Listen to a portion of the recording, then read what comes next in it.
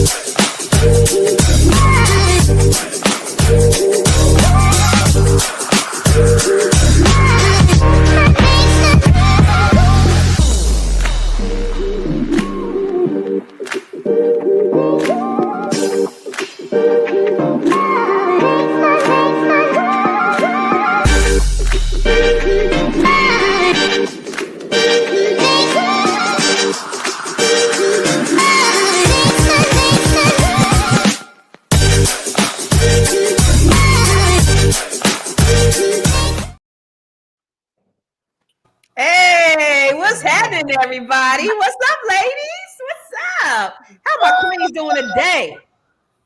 Y'all good? We're doing good. Yes. This is a Fly Nubian Money, where we help you to master your mindset and maximize your money. It's your girl, Constance Carter, and today we're going to touch on something so many of us feel, but don't always talk about. It's grief. Not just grief for lost loved ones, but for the life that we imagined, the path we didn't take, the dreams that didn't happen the way we thought that they would. So actress Tracee Ellis Ross, she recently shared how she had to grieve the traditional life she once hoped for, marriage, kids, even while fully embracing the beautiful, successful, joy-filled life she has now. And that hit home for a lot of us. So, ladies and gentlemen, today we're going to ask you, how do we mourn what didn't happen without being stuck in regret? How do we honor the life we're living while still feeling the weight of what is missing? And most importantly, how do we give ourselves permission to feel both grief and gratitude at the same time? Let's get into it, y'all. So I saw this video and I thought it was really interesting because, Tracee Ellis Ross has been around so long. I was like, how in the hell is she almost my age? I thought she was when you younger, you be thinking, I'm like, she's only 52. I'm like, she's only a few years, or 52, right? But I heard her talking about that regret and that grief of not having the life that we thought that she would have. And I want to ask all of you ladies, have you had any regrets, or what did you imagine your life to be? Think about No Malenga at 10 years old. Where did you think that you would be in 2025? What did you think that your life will look like? And I want to ask that to all of you. I'm going to start with you, Noma. I didn't even introduce y'all, huh? This is No Malenga. She is the marriage, the motherhood, and money-making expert. Go ahead, Noma. I'm sorry. Oh, good. That's okay. It's interesting because at 10 years old, I don't even remember what I wanted. I think it was something crazy. Like I thought I wanted to be a dancer or a singer because that's what seemed like was on TV or whatever.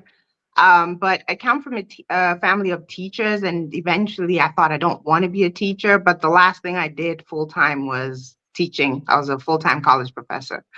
But in terms of regrets and things, my life is not perfect, but it honestly did turn out how I imagined and how I wanted for the most part. The twists and the turns, but you're right where you always thought that you would be. Yeah. That's a good. And I'm grateful. And grateful. That's the biggest part. What about you, Dr. Felice? You're muted, baby. I'm muted. I got you. Go ahead.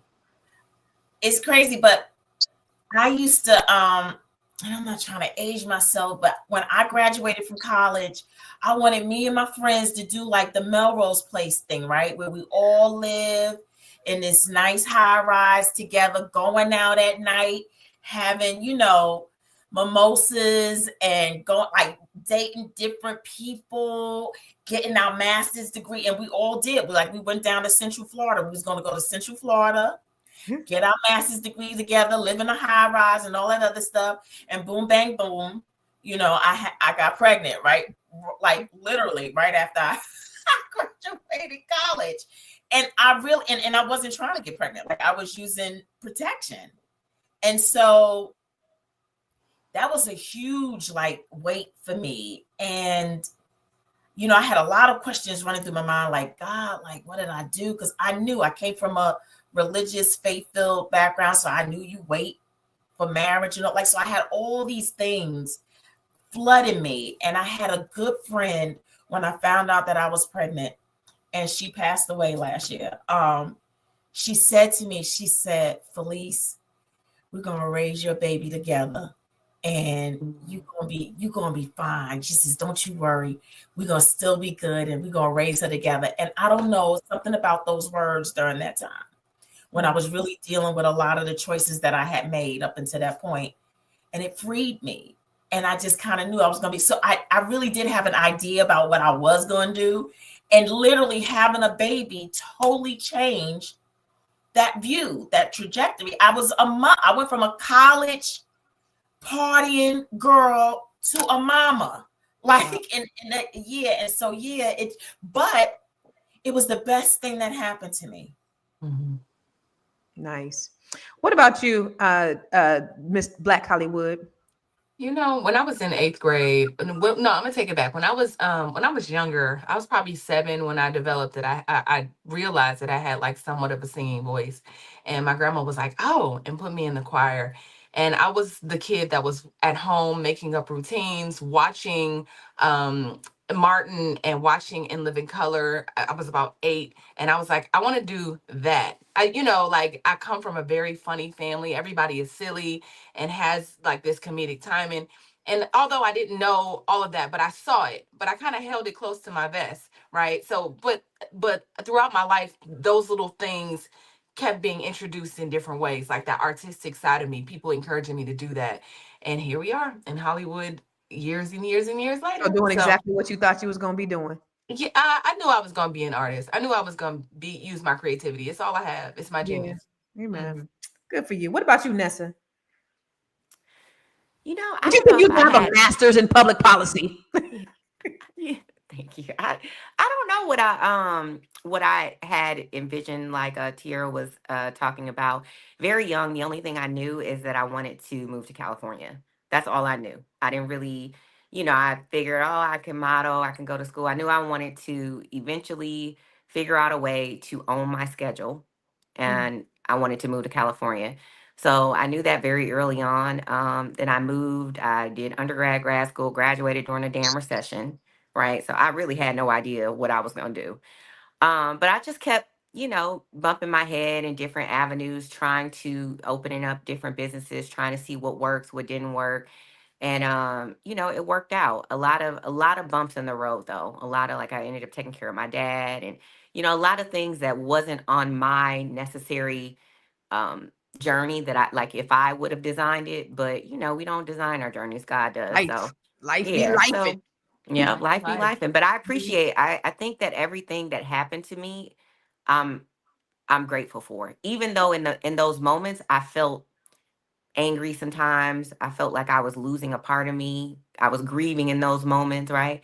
But I feel like when I look back at it, I'm like, I needed that. That was good. Yeah, that's good. I know for me, like, the only regret I could ever say that I've ever had, and I've always said this, and I used to write it in my journal, because I journal I'll journal off and on, but it was just not going to HBCU. Like, that was my lifelong dream, was just going away to a HBCU. And so I just made sure that all my kids made sure that they did. So I kind of lived vicariously through them. But I feel like when I was married, I had, I felt like I had designed the life that I always wanted. With having a family and my mom and dad eating at the dinner table together, because that never happened in my household, like, ever. My parents never rode in the car together as a family. Like, my mama was doing her thing. She was out there wilding. My dad was in church. Like, there were two different, they were very polar opposite. So I wanted to create this life that that I never had. And so I did. So we went on like 10 vacations a year, and we got hundreds of pictures of us, all 6 of us in the car, smiling. We looking good. We looking the part, us eating dinner at the dinner table.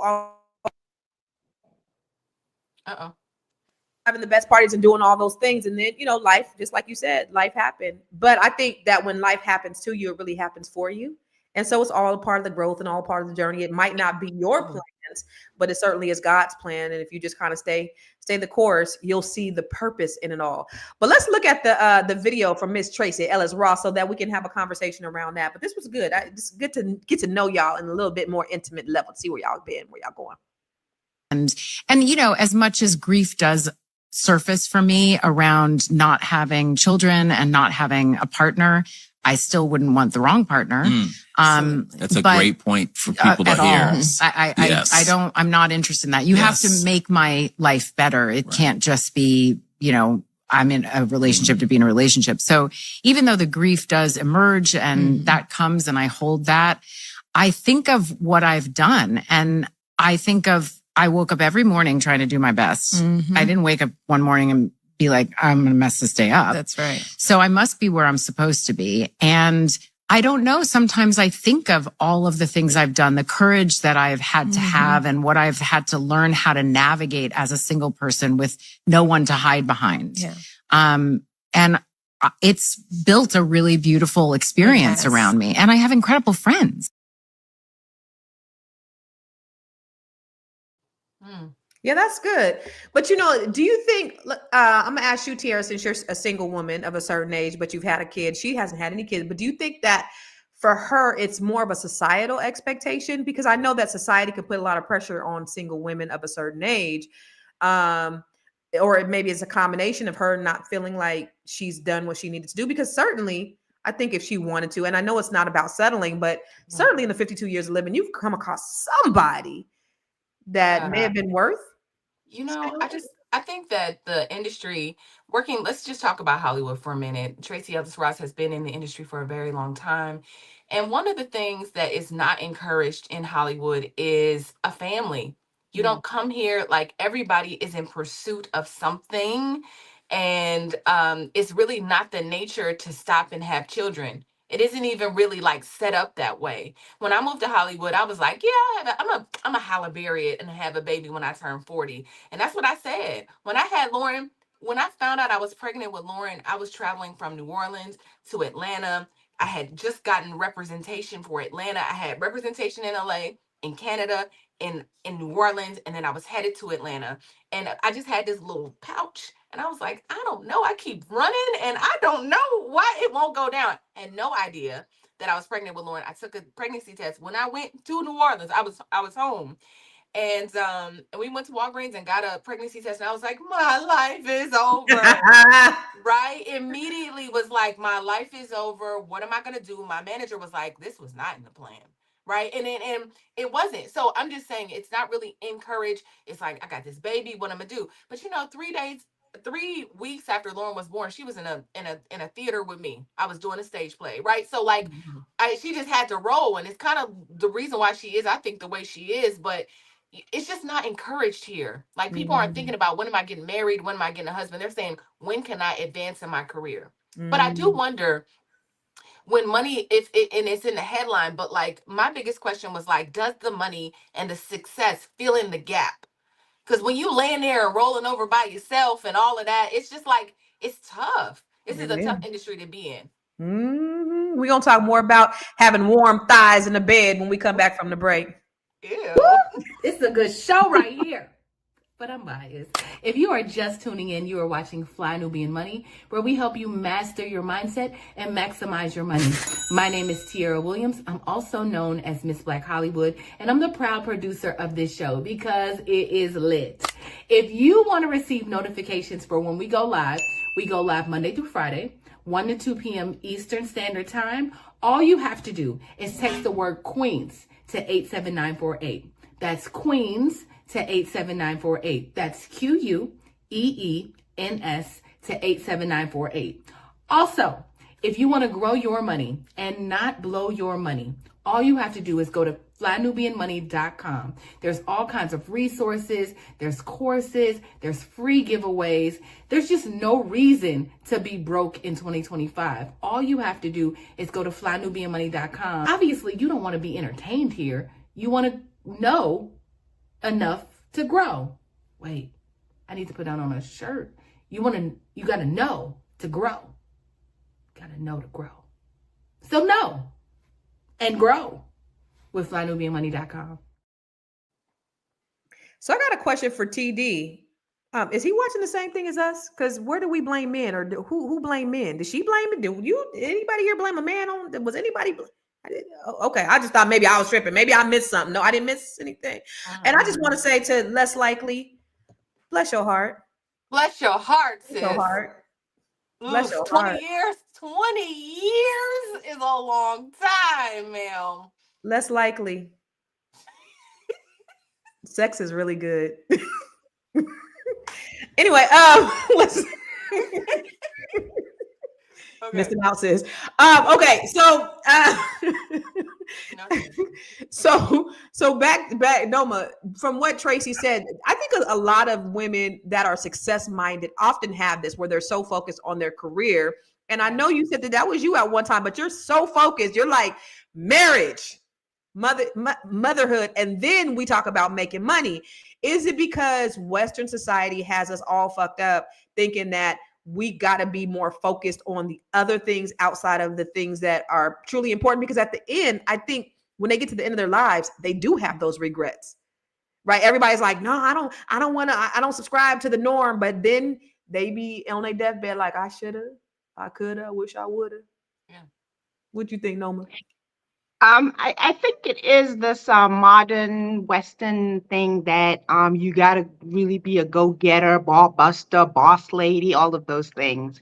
And I get it. Like I said, I've gone through that phase in life. But mind you, some of that ball busting and everything I was doing while I was already married and had kids. And I just realized you couldn't juggle all those things at once. Mm-hmm. But the thing that I could really appreciate, I think it's really good to have a community of people around you. When you're in your 20s, a lot of times when your aunties or your mom, and they tell you some things, you're like, no, you're so backward, you're this and that, you're trying to stop me, you don't understand, and all of these things. But as time goes, it starts to sink in that, wow, this is what they meant. Wow, then you can kind of reorient yourself. I want to say, though, one of the things that's really been important in my life, and I think it's important when I coach younger women, is you can always course correct. You can always course correct. No matter what's happening, when you realize that, whoa, I've gone down this path, you can correct that path. Even Tracee Ellis Ross right now, I'm not sure why she has regrets. It's obviously maybe too late for her to have a baby, but Halle had a baby at 50, right? So you can always, it's never too late to really go after the life that you, in your heart of hearts, believe is the life that God ordained for you. It's never too late. You can always correct and just go for it. Mm-hmm.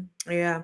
So how does one get course correct, Vanessa? How at this point in her life, because she's saying she has these regrets. I say as long as you got breath in your body, but what can somebody of that age do to course correct?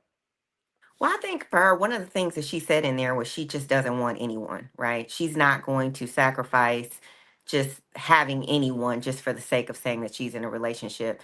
So, to Tiara's point, I think maybe stepping outside of Hollywood, or, when she is, well, because I feel like it, and I've been close enough to Hollywood. I've worked in it for like a smidget, and it really is difficult to find someone that has values, that value family, that is, you know, not sleeping with everybody and their mama and their sisters and their cousins. So, I maybe for her, I think the course correction, she might find her soulmate outside of Hollywood, very much so, someone who's just completely polar opposite of her. In terms of children, she's extremely successful. I know Viola Davis adopted her daughter. There's other avenues, and I think we forget of ways to be a mother. You don't have to necessarily give birth. So I think that if she wanted to really course correct, I think that she's done a fabulous job. And I'm not in her body, but if she decided to walk away and say that I've done enough, nobody's gonna look and be like, you're not, what is going on? She's had an amazing career. Mm-hmm. So I think that just looking at different avenues that would be. I don't know if she'll find her husband in Hollywood. Yeah. Constance, can I ask Dr. Felice the next question? I was gonna ask her the next question, but go ahead. I want to ask her the next question. Then you can ask her your question. But I do have a question for her. So It's probably gonna be my question. Sorry, there's a FOMO, right? I think that there's a FOMO. There can be FOMO, right, which is fear of missing out. Because to an extent, once we choose one thing, we are automatically going to miss out on other things. Like it's in life. Just we're going to say path A or B. Like, but you're gonna, if you take B, you're gonna miss out on whatever was in path A. And so, Dr. Felice, I guess the question is like, isn't that okay? Is it okay? Like, I saw something yesterday that basically said like, most people are taking like a capitalistic approach where they're trying to make enough money to make up for and then do everything that they've ever wanted to do. Like, let me make enough money and then I'm able to do everything so I don't die feeling like I got to do A, B, C, D, and E. Is that realistic? That type of mindset? I think people try that mindset, but I think in theory it works, but in reality it shows up as something different. And so I'm going to throw this out there. I think for Black women it's a little different. I think that we're doing all these things while still anticipating or expecting or desiring that mate, desiring for that thing to happen while we're on our path. So what does that mean? That means that, okay, I would love to be in a great relationship. And while I'm waiting, why not get my master's? While I'm waiting, why not go for the promotion? Why not get the house? I'm still waiting. And what's happening is because before you had some of us that was going, well, I don't want to get the house and I don't want to do certain things until I have the man. But I think that in reality, we are, because we're still waiting for that Black man, that, we're doing all those things, and then we have this justification as to why it possibly didn't happen. Like, okay, maybe, so you don't have a kid and you're not married yet because you was trying to pursue your PhD. No, I was doing that while I was waiting. And I think that because I'm gonna take me for example, I was a bride. And most of my peers around me, we were all single. Every single last one of us crying, having these huge pity parties as to why we ain't met our man yet, why we didn't meet the one. I'm serious. We were. And we were like literally depressed, all this crap. And some of my friends are still single. Some of them don't have children yet. And they do have PhDs. They are doing well in their careers. But had that man come along, they would have stopped long enough to pick them up. All right.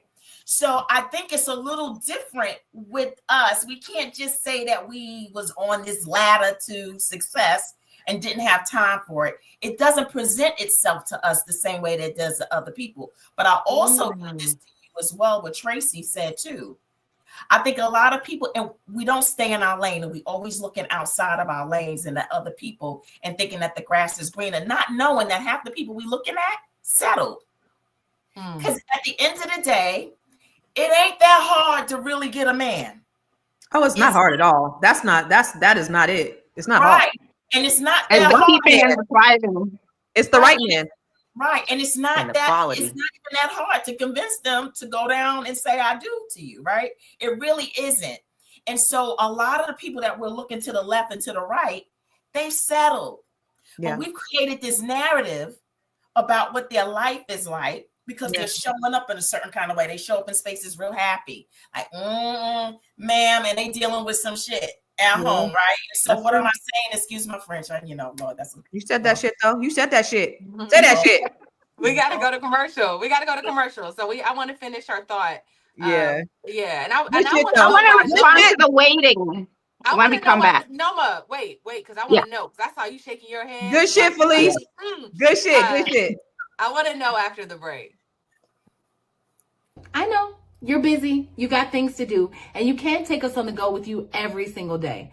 Good news for you. We are now on Spotify. So if you can't watch us, now you can listen to us on Spotify.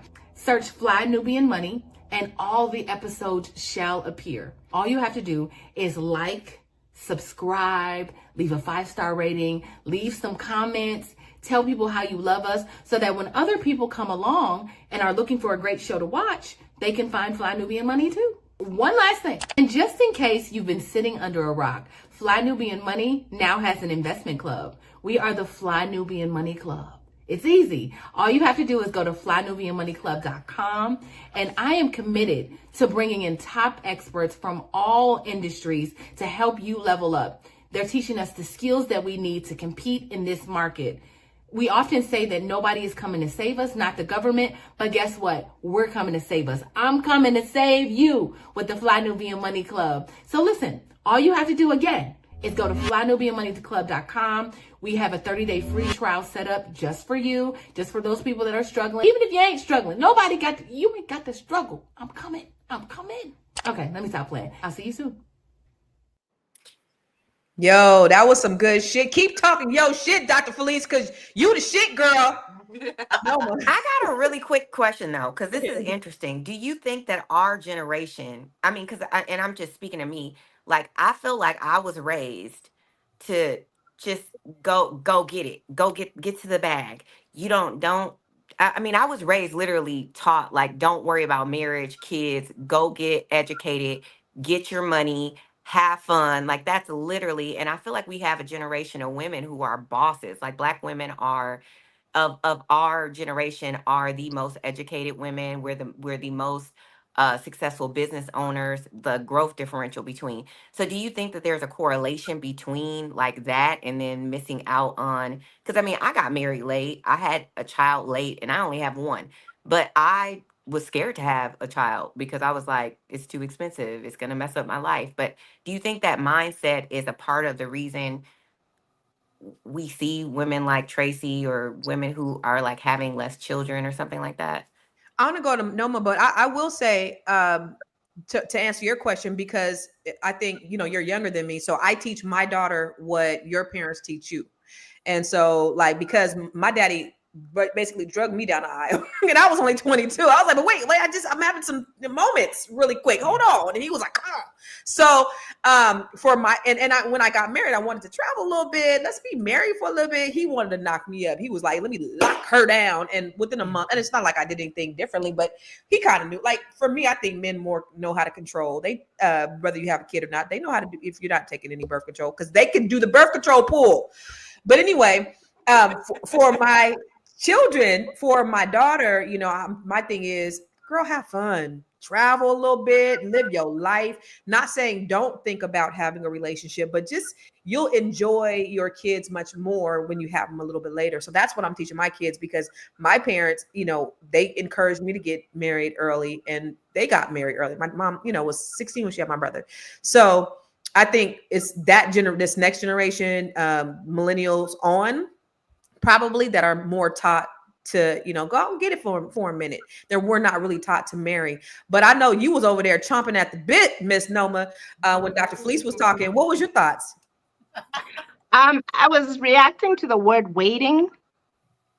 And she was saying you could get your degree while you're waiting. You could buy your house with waiting.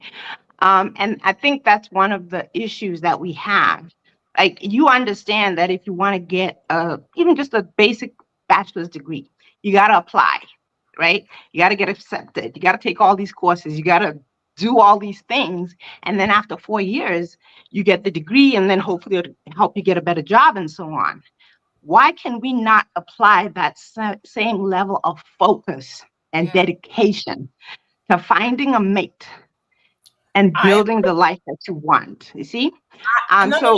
I remember there used to be this lady called the Princeton Mom, and she used to talk about, she used to be on Dr. Boyce's show a lot.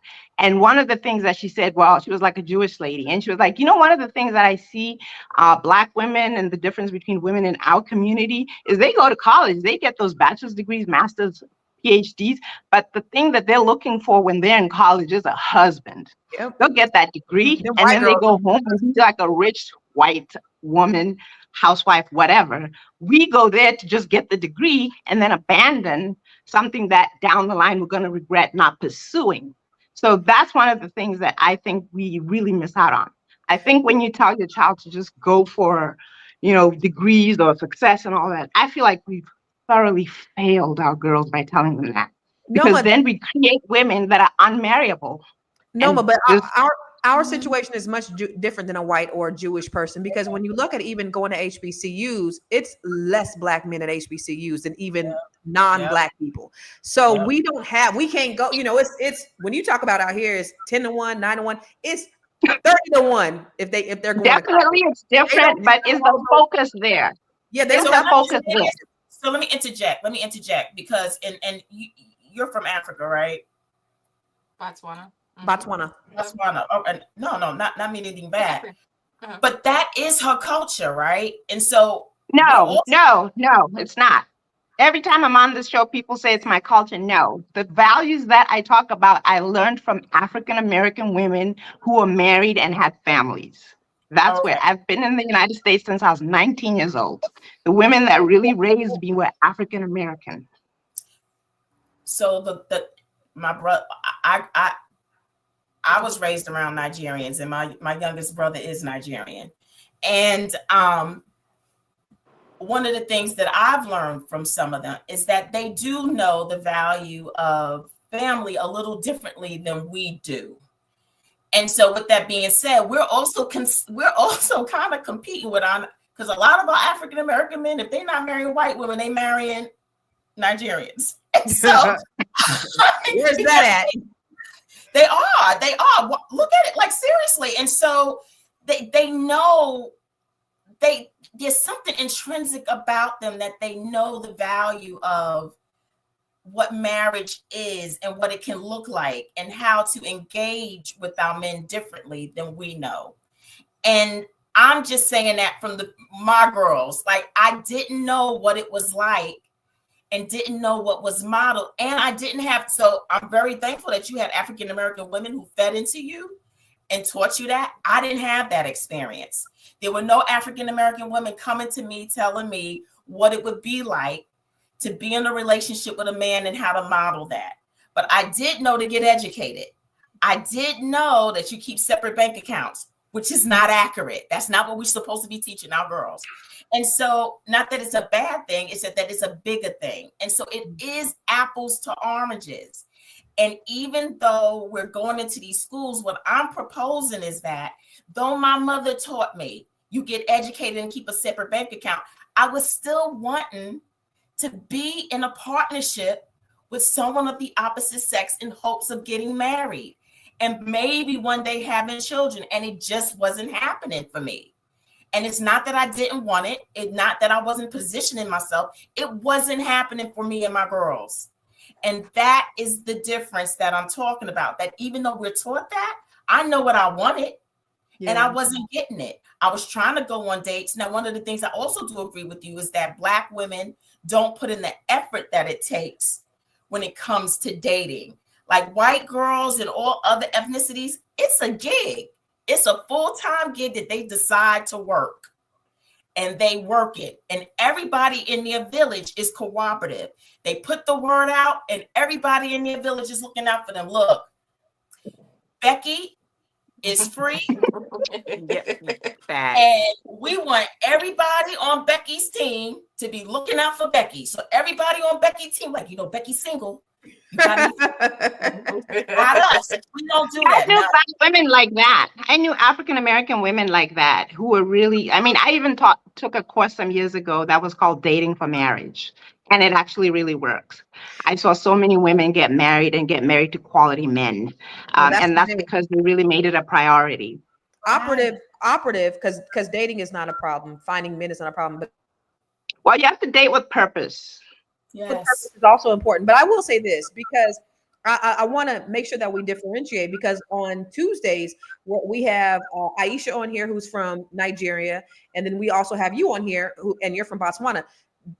Same continent, different cultures, right? So when you're referring to African culture, Dr. Felice, Aisha's situation was very much different. It was more traditional. It was more family oriented. So it was actually polar, because I'll ask them too, how things were different, and very different between the different countries. So The assumption is, oh, you're from Africa and these are your values. And that may not necessarily be the case of the whole continent, but maybe different countries inside Africa. But let's go to the I was a feminist in my 20s, believe it or not. You said what?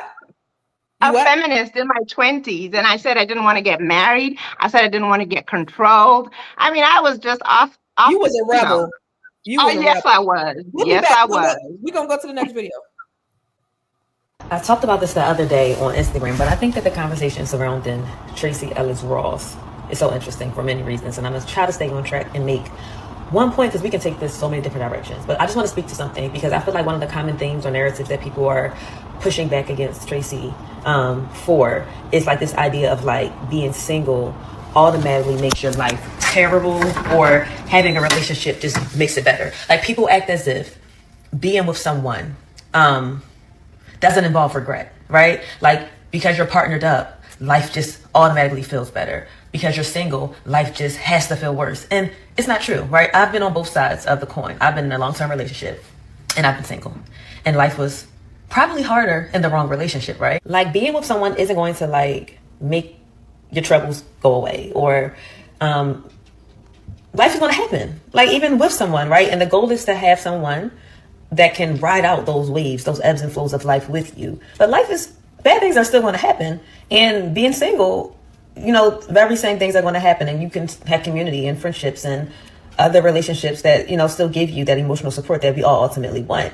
But I think that we all just buy into like this lie that we can hide behind each other, or that having someone next to you makes something like inherently better. And I think that is just like the furthest thing from the truth. And I also feel like regardless of your relationship status, right, we will all have regrets. It's a human experience, right? Like, whether we would have wished that we've done more, saw more, loved more, said more. Maybe we did too much, right? Like, maybe we chased too much and we weren't present enough. Like we'll always have regrets, whether it's in, I should have chose this person over that person, or maybe I should have made a decision sooner. Like, you'll never be able to escape regret, right? But I just want people to know that your ability to experience life and enjoy it exactly where you are has nothing to do with who chooses to love you. Yo, ain't that the truth? Let me tell you something. If you're a happy person married, you're going to be a happy person single. If you're a happy person single, you're going to be a happy person married. I was happy married. I was happy. Doesn't necessarily mean I was happy with the person I was married to, but I was happy because I'm a happy person. I'm happy single. I just enjoy life. And I think that's what people need to focus on, is stop focusing on the person or what society thinks. But Miss Vanessa, what do you think about what she said? Is it the fact that people think that they need somebody to complete them?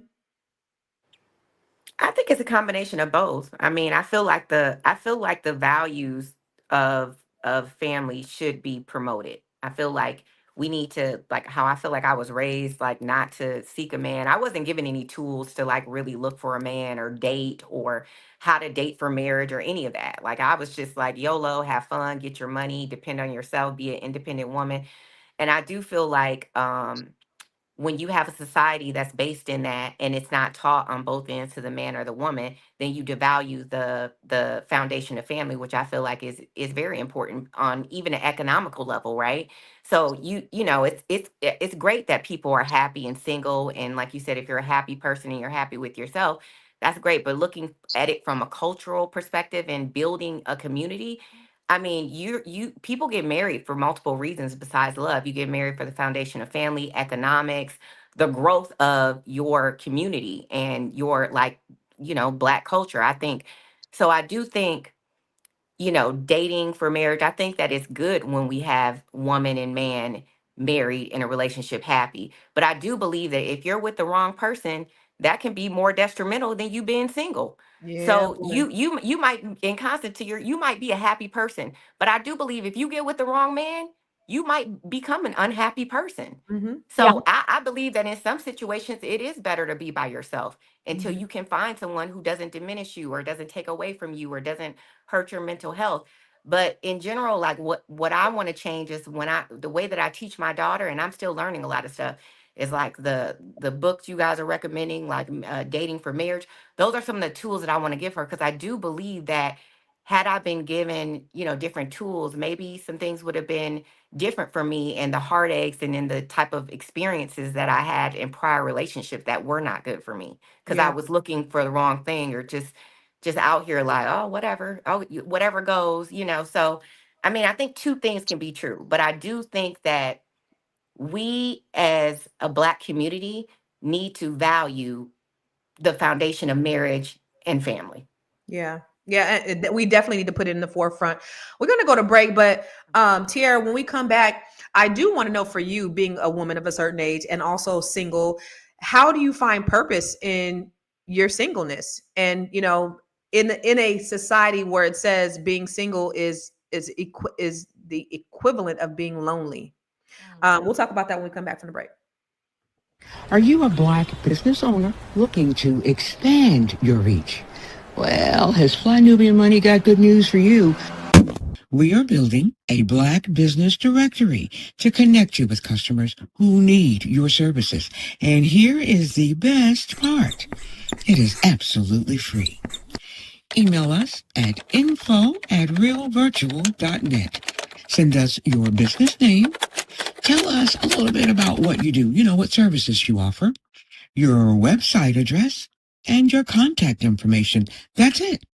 Together, we are going to build and circulate the Black dollar. Get listed today and start connecting with people who are probably already looking for you.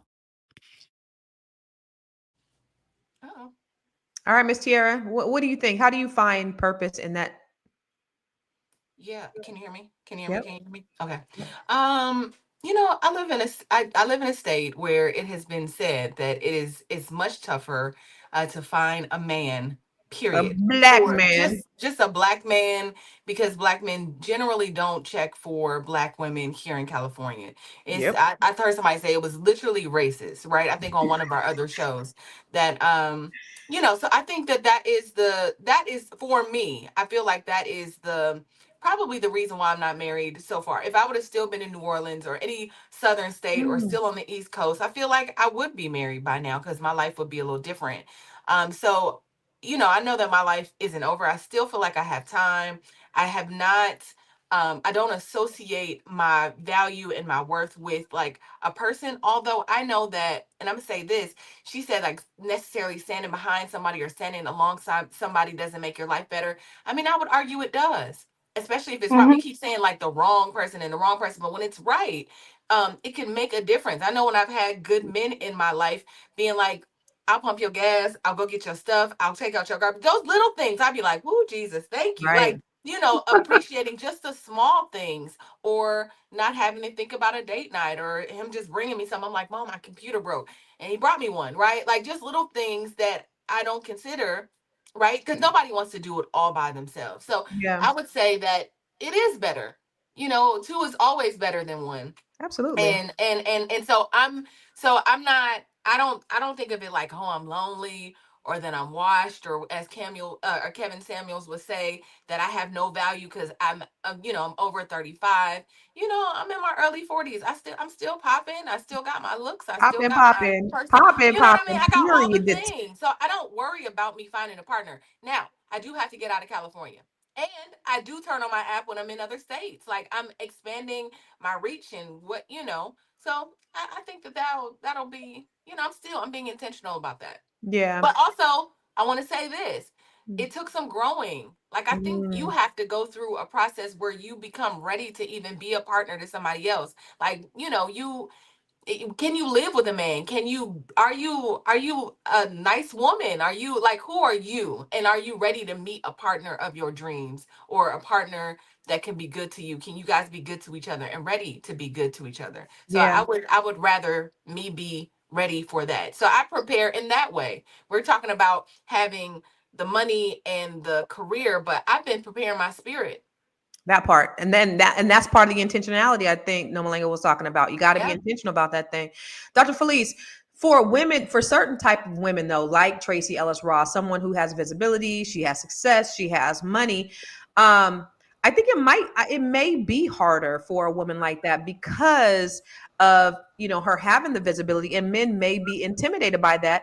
And women don't necessarily want you to have the same level of visibility, but some men just simply can't step up to the plate, or they feel like they're not enough, or they can't, and so then the pool just kind of gets smaller and smaller.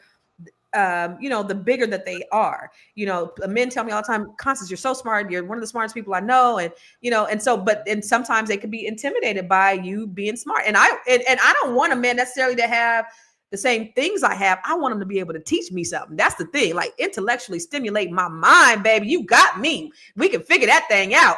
But for a woman of a certain stature, like, it's hard. So how does she, when did you get married? Dr. Felice? You're muted.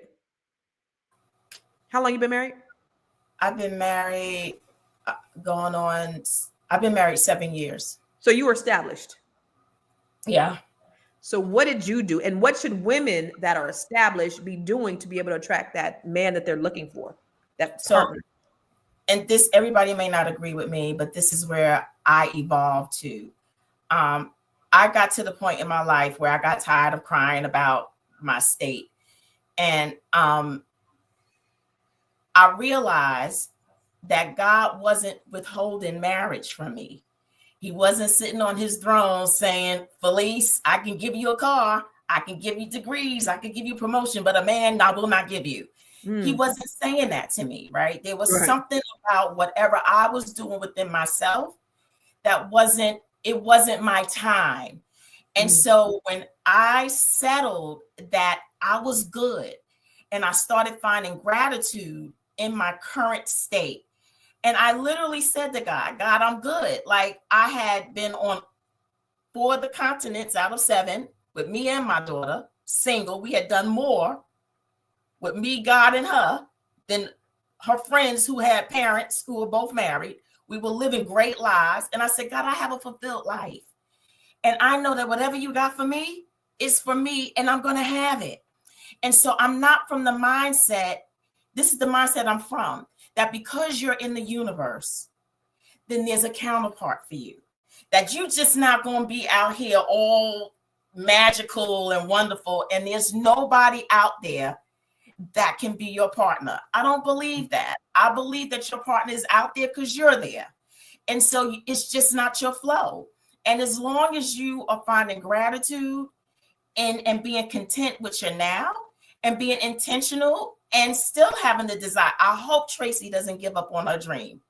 I hope she doesn't give up on her expectation to have all that she wants, because it's still available to her. And it's a mindset. If she believes that it's available to her, she's going to have it. It just may not look like and be packaged like she thought it could be. And so I hope she doesn't give up on that, because literally when I said I'm good, no joke. I was on the podcast, 2 weeks ago, and I told him, as soon as I said I'm good, here come my husband. And I didn't even know. I'm so serious. As soon as I said I'm good, here he come. And also, too, what I learned, that the things that I valued and thought I wanted in a man when I was younger, they changed. I learned how to see a man by value. If he was good with his word, if he honored his word. So if he said he was going to show up and he showed up, and he made me feel secure, and he made me feel safe. Now, he might not have been the roughest guy on the planet or edgy or anything like that, because I used to like them roughnecks, you know what I mean? And so they had to have edge. But then I started valuing other things, like, how does this man make me feel when I'm in his presence? Am I respected? Is he kind? Is he thoughtful? Does he take care? And so those things changed. And what did they do? That opened up my world of possibilities of who was available to me now that wasn't then. And so it's all about trusting your flow, that as long as you trust your flow and you make sure you believe and stay intentional that all things are possible, it will come to you. Bow. Where the mic drop? Right? Bow. I totally agree. If you can manifest money, if you can manifest success, why can you not? Everything else. who's that? GM Macbeth said they didn't fucked around and gave us the internet. Go explore other cultures. No, but what do you think? But we gotta go to break. But Gotta go to break. Welcome to the 4th annual Black Power Business Conference. Yay! I'm Dr. Lene Javette, and I created this space because I know what it feels like to be a Black woman building something powerful, but doing it without support, without strategy, and without rest. This space was created just for us. It's a space where we talk real, we grow big, and build businesses that aren't just profitable, but sustainable. This isn't just any conference, no. It's a movement. It's for Black entrepreneurs who are done doing it alone and ready to scale with strategy. I want you in the room. Whether it's your first time or your 4th time, welcome home. This is your space to be poured into, to grow, and to move with power. So grab your seat, bring your brilliance, and bring your bestie. And let's build something that lasts together.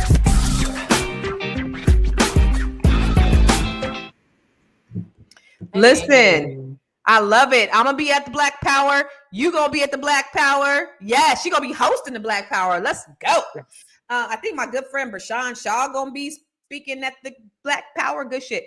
All right, so Noma, I mean, you are from another culture. Should Black women get outside and explore other opportunities? Because for me, I'm gonna tell you right now, and I know you different, and I know you was raised by Black African-American women, but for me, I don't know if I could do it because I need to be able to tell a yo mama joke and have this Negro be able to relate on another level. Like, you know, we had to have some kind of commonality, and I don't know if an African can be like yo mama, you know, I don't know. So it's like, should we explore? I really do think, like, I've been clear, especially on this show, like, I don't think there's anything more sexy than a Black man. Let's go. I mean, the best providers, the best protectors. I mean, there's nothing better in my books. However, I don't think there are only Black men in America if you're in America. And if you're in Africa, they're not only in Africa. There's Caribbean, there's Black Brits, there's Black men everywhere. And the funny thing is, yes, I remember when I was in my late teens and I would watch this show called, I think it was called Comedy. I can't remember. It was, yeah, you would know. It was like a comedy show for Black people. It was comedy something. Living Color. But anyway, no. It was like, they literally was stand-up comedy. And I remember I used to watch the show and I was just like with a blank face, like what? Because I didn't have all the social cues. Then maybe like a year or two later, I was laughing and just really relating to everything, you know?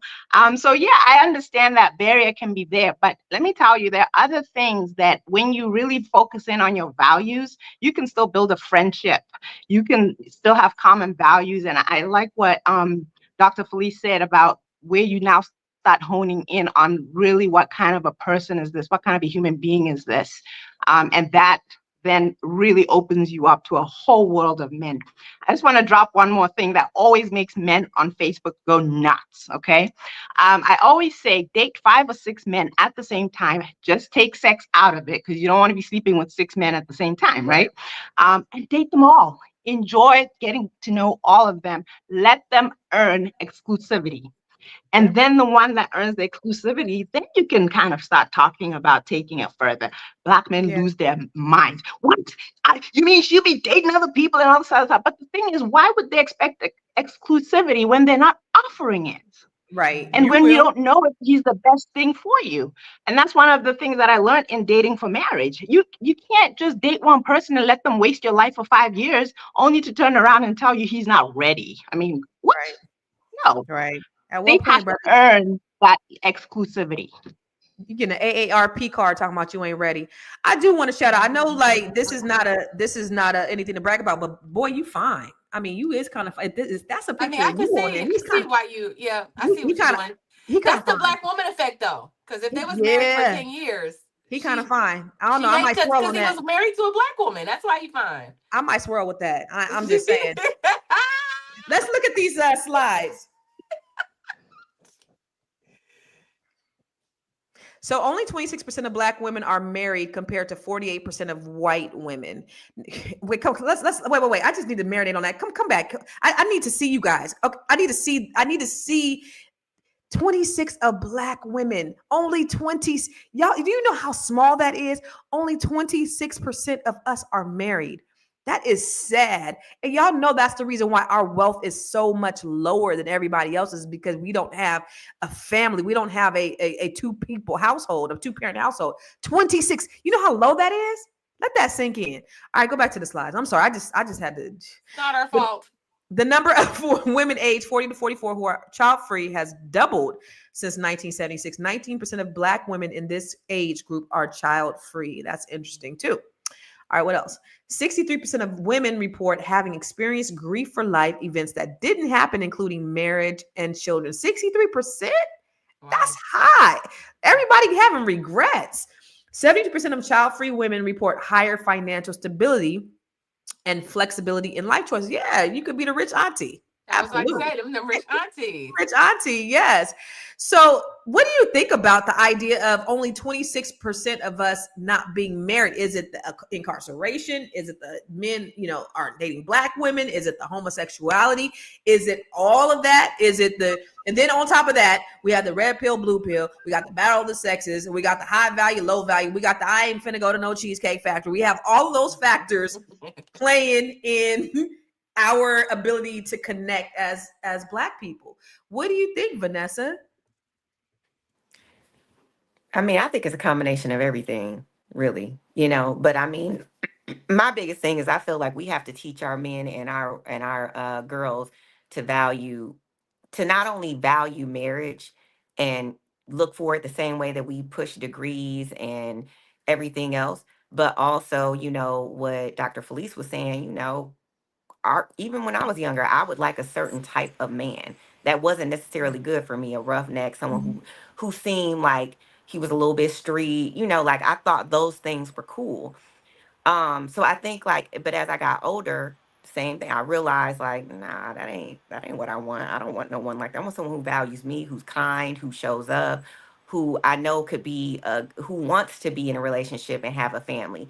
So I think just early on the brain, it's the thing. We have to teach our young people how to value it and then what to look for. Because we got a whole lot of young girls looking for, the wrong type of men. I mean, we see it play out in the media. One of those stats said women having babies, and I'm sure it's decreased. But I feel like I see a lot of women having babies by the wrong type of men, even you super successful women too. And I feel like there has to be a glitch or some sort of breakdown in the way that what we're taught to value and look for in a man, and vice versa, right? Because it happens with men too.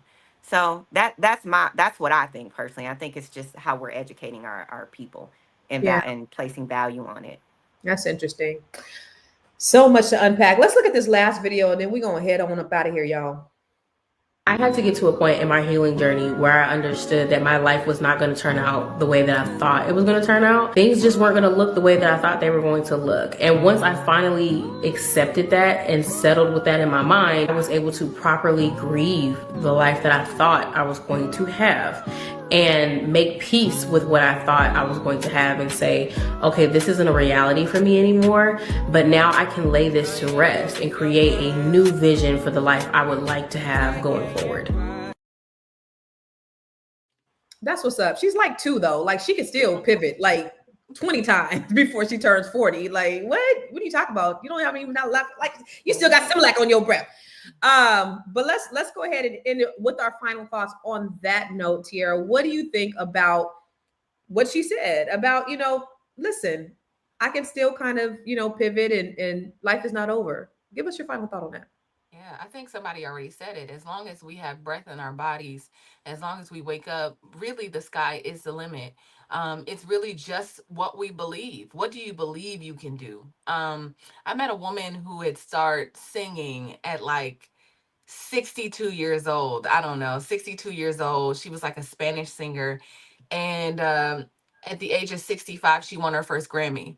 Wow. She started, I guess she always knew she had a voice, but she was just like, it wasn't encouraged. It wasn't, I was always told all these things and I just couldn't do it. And so I thought I couldn't do it for a very long time. And then when I put it out there, that's what came back to her. So I just say, like, even if you're 80, I mean, I see 80-year-old bodybuilders and 90-year-old people just still feeling like I'm just getting my breath, like, or I'm pivoting at 90. Like, I'm seeing people do all these things. So, just never give up on yourself. Like, just know that just get up and do it. Do something, right? It's not over.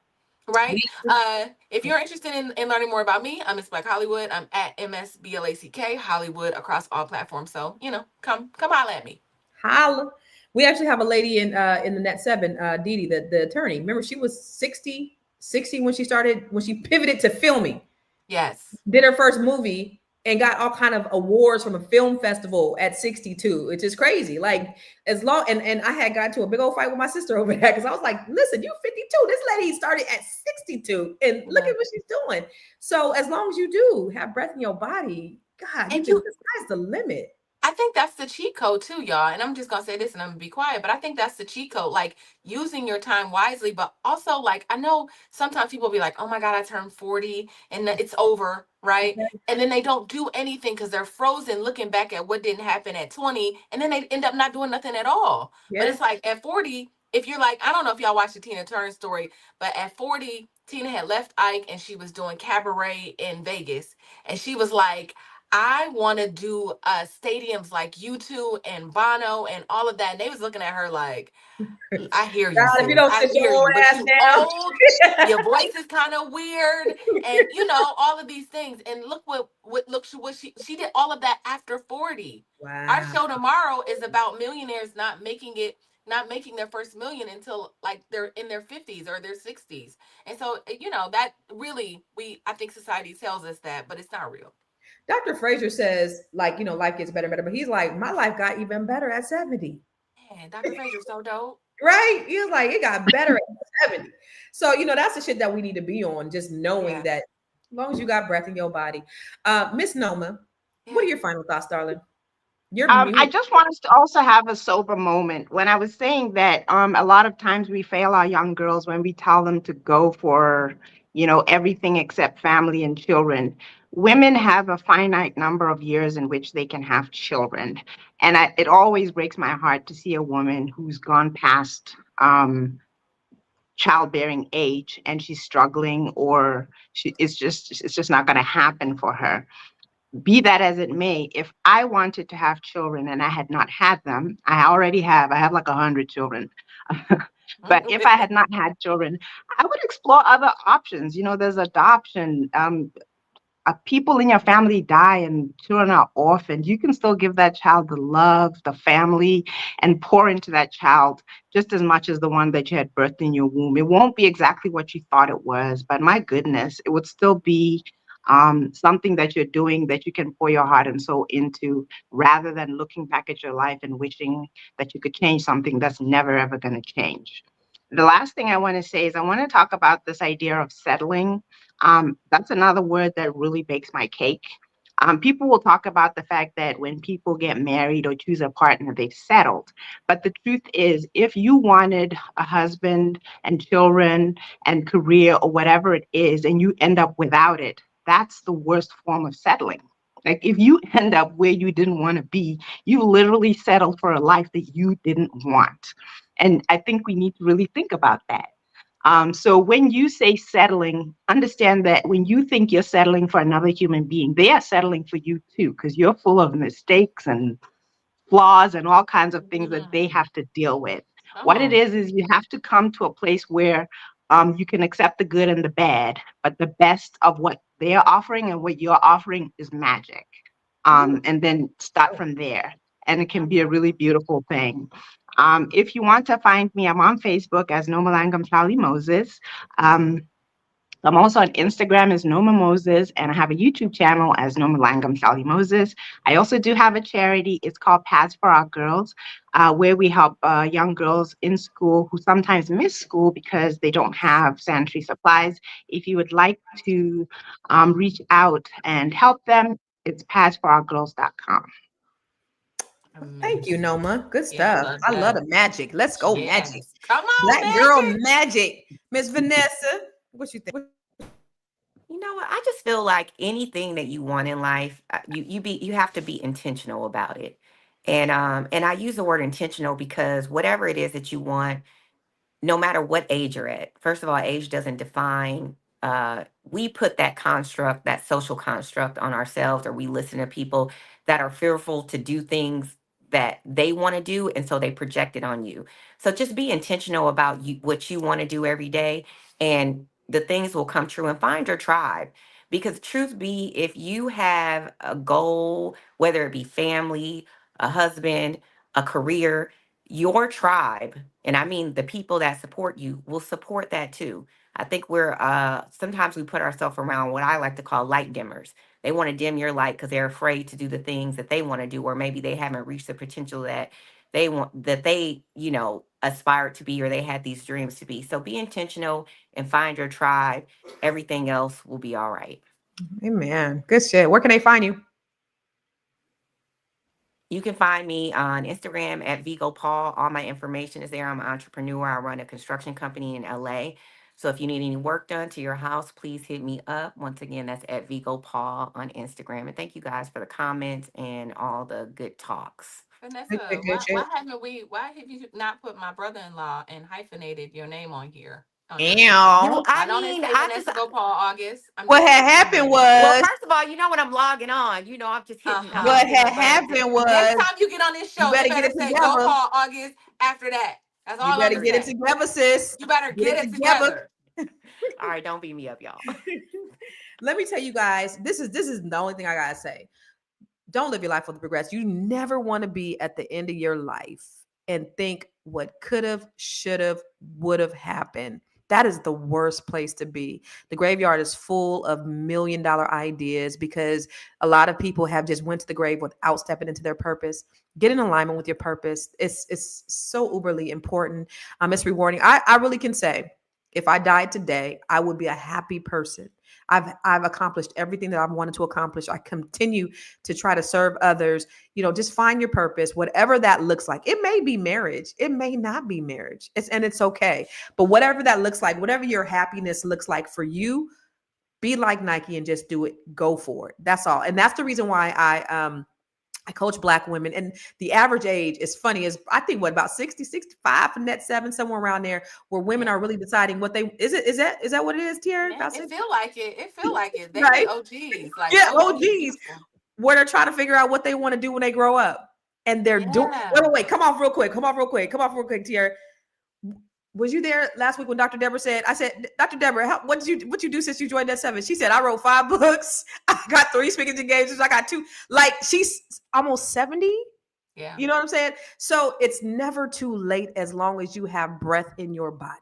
And that's the only thing I'm saying, is just do something to fall in love with yourself so that you can be the best version of yourself. You have to make that decision. And once you make that decision, God's going to add everything unto you. I really promise you that. So listen, here's the thing. Grief does not just come from loss, you guys. It comes from life not looking the way we thought it would.